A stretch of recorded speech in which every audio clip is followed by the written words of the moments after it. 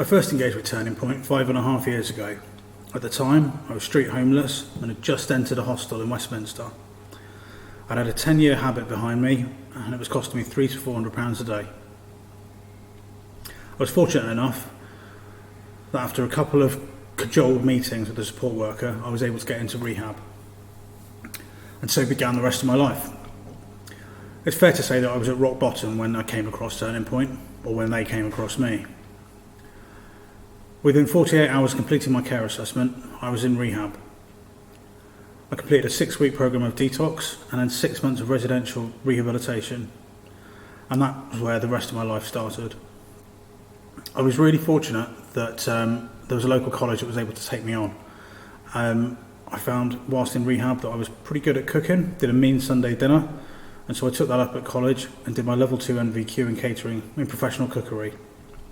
In order to progress, I needed to be in work, and so out I went and found a job.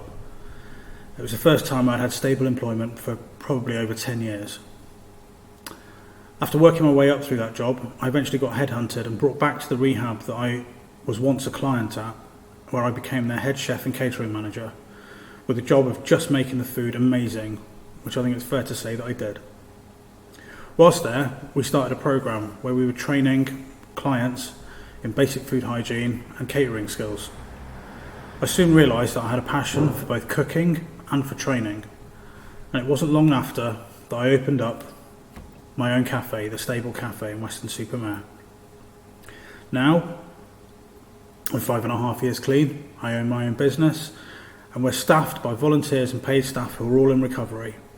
And our job is to get people trained up, put them through college, we pay for apprenticeship programmes, and we want them to move on into bigger and better things in their life. On top of that, I'm now married, I have 2 beautiful children, and I have a wonderful wife.